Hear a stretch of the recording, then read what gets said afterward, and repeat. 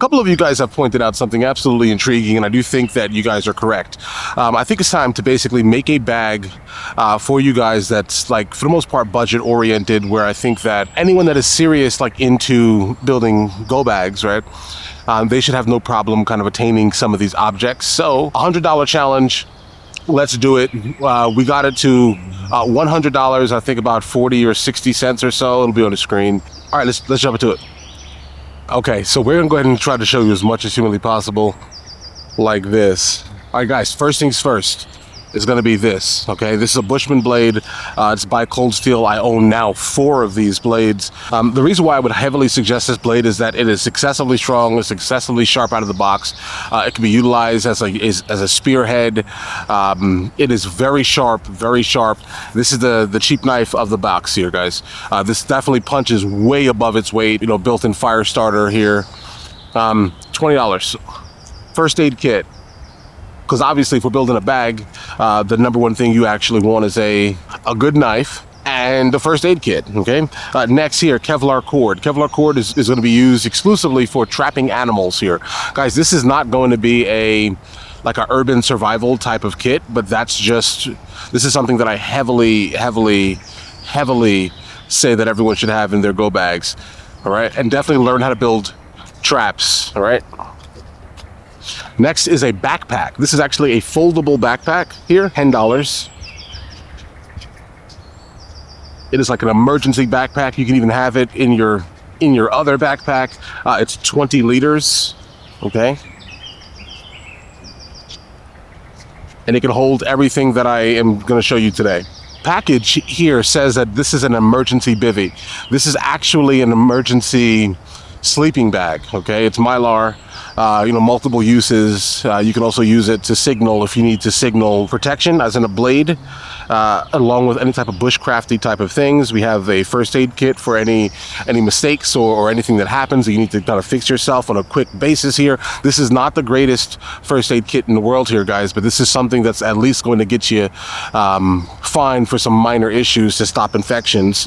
Okay, make sure you put some antibiotics and some of your medication, obviously, inside of your first aid kit. That's number 1. Next thing we have is a flashlight. One of my favorite cheap flashlights. They're throw rounds. I think they're about $7 or $8 or so. It has the single beam, also a focusing beam. First, guys, it is a little after 3 o'clock. You see how bright it is, but yet you still see the light. That should tell you how bright this light is. The distance is crazy. Also like the fact that it has a secondary mode on here, also multiple modes on the light themselves. Red singular light. Push it again. Now you have emergency strobe lights, okay? Amazing flashlight, guys. Rechargeable through USB-C. That also fits into the bag. Okay, that was the rule here that I set for myself. Cotton balls soaked in alcohol, and we're going to use these exclusively for starting fires. You're going to use your tinder, obviously. You're going to feather stick with the blade that we got here, and then you're going to utilize a fire starter, super cheap fire starter, $5.99 here. It came with 2 of them, and your alcohol soaked cotton balls. This will immediately ignite, guys. Like, this is foolproof, okay? And we have 2 of those bags, okay? We have some 550 cord. I don't open these things, guys, because there's no need to, because I have so much of it. So I do buy like a lot of these things in bulk. So 550 paracord. This will be used as your main cordage. It is strong enough for nearly anything you need to really do, whether it's shelter building or even utilizing it for some type of fire starter. If you've run out of any of these cotton ball type of things, guys, or your feather sticks are not working, you can easily kind of ignite some 550 cord and it'll be perfectly fine, guys. Let's see what else we have in here. Next thing here is going to be a bucket. All right. Now, see, so I was actually looking at something. I was trying to figure out what's the smartest way to actually cook, right? So obviously we have 2 methods of cooking, but I'll explain to you this main one here. So we have a collapsible bucket, right? Foldable completely, right? How big is it? It's 12 liters, a 12-liter bucket, okay?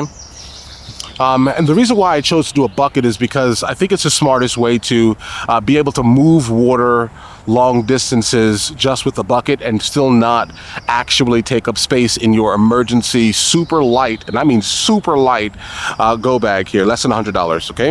I think that's the smartest way. And then when you do get the water, we're gonna show you how to stone boil, all right? And that basically, matter of fact, I can just tell you how to stone boil.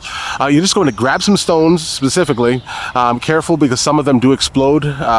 Just make sure it's like a big enough one, obviously. Look for the ones that are near the water. Okay, pull some of those big flat stones, heat them up, okay? And you're gonna heat up a lot of them. You're gonna put your water inside of this bucket, okay? And then the next step is dump the rocks that you put into your fire for like 30 minutes, let's say, into here one by one. Immediately realize that the heat from the rocks is starting to bring the temperature of the water to a boil. Keep going until it starts literally boiling, killing all the nasty pathogens. Now listen, I'm gonna be honest, the water is nasty. Okay, it's not gonna be delicious, guys, all right, but it's gonna save your life, okay? So that's gonna be the way you're going to do the bucket, okay? While still being able to maintain other things. If you wanna forage with it, you can forage with it. You can do all the things in the world that you desire with it, let's say. I chose this specifically for the sole purpose of stone boiling, all right? Because that's the easiest way to kind of keep the size of the bag small without having to do like a portable pop-up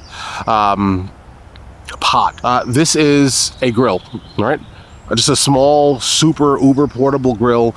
You create your fire on the ground, you put this over it, and you can cook your meat directly on top of it.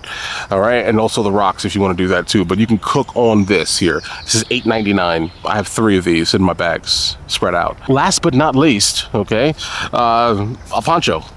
A poncho that also opens up to be obviously a bivvy. Utilize the poncho to get out of the rain. You can also put this over the pack because your pack is obviously going to be very small and light, so no issues at all putting this right here over you and your pack, okay? What's next here? Oh, so secondly, there's some things that are just not in this pack at all, but I already kind of have them, okay? So around my neck kind of at all times is an EDC. This is an Odin Wolf. I absolutely love this blade. This is probably my most used blade, period. I come from the realm of photography, right? So I was always told that your best camera is the one you have on you, right? So this is kind of what this ended up being here. Has a fire starter, striker, ferro rod, excessively razor sharp blade, solid steel for what it is here, guys. No complaints on the steel. It's D2 steel. We have an emergency handcuff key also, an Olight O-clip. Okay, it's magnetic, it can stick to anything, right? So that's kind of what I have kind of on me at all times. So you kind of want to keep some type of EDC at the very least here.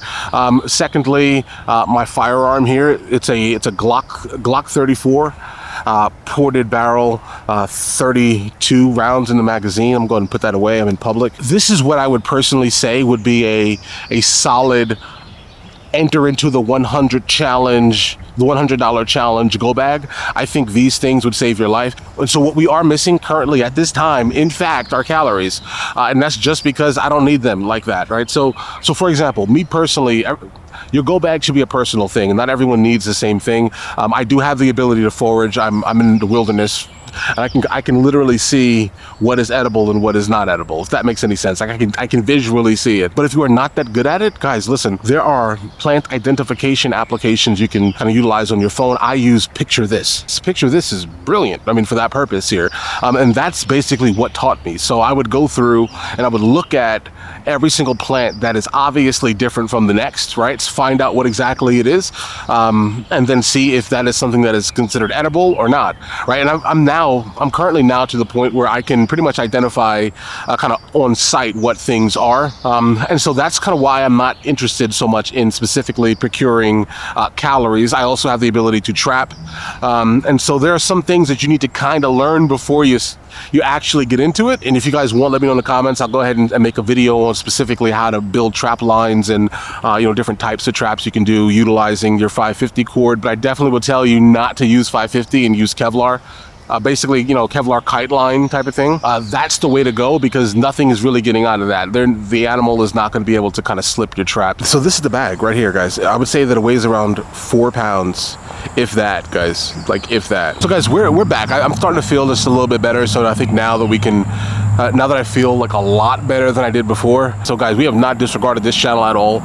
This channel just takes just a little bit more kind of outside time, right? But that's fine. This is kind of what I love doing anyway. So moral of the story is, guys, you can build a bag pretty much at any budget.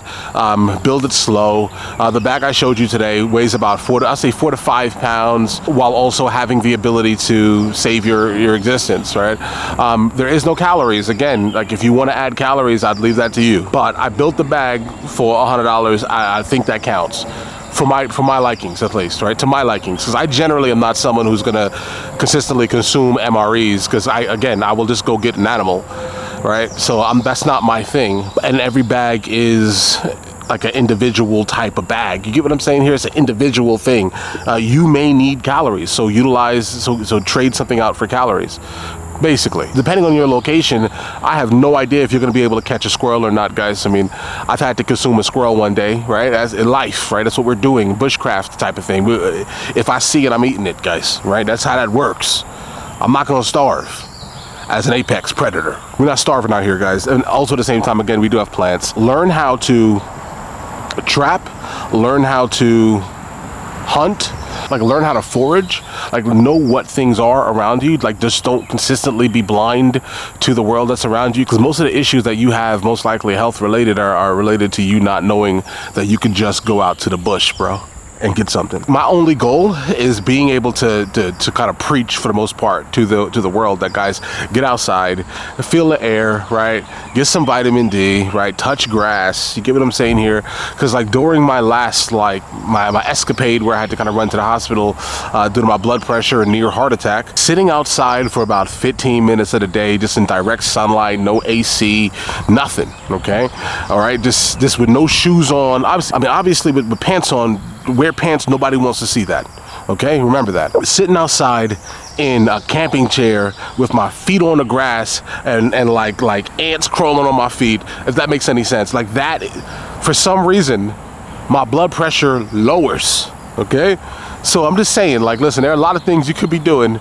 Work on your health. I get it. I see the comments. You want to survive, you gotta lose weight. Bro, I am losing weight at such a crazy rate right now. I understand that, bro. I get it. That's why I'm here, right? That's why I'm here, right? I've already lost 111 pounds, okay, in the last 7-8 months, guys. I mean, understand. I know. Don't worry, bro. I get that. You don't have to explain it to me. I see it. You get what I mean? But either way, listen, you guys all have an absolutely amazing day. If you guys are new here, please like and subscribe. Get outside, all right? Put your feet on the grass. Get some vitamins, get some vitamin D, right? You get what I'm saying here? Shave the neck beard. Live your life. I'll catch you guys later.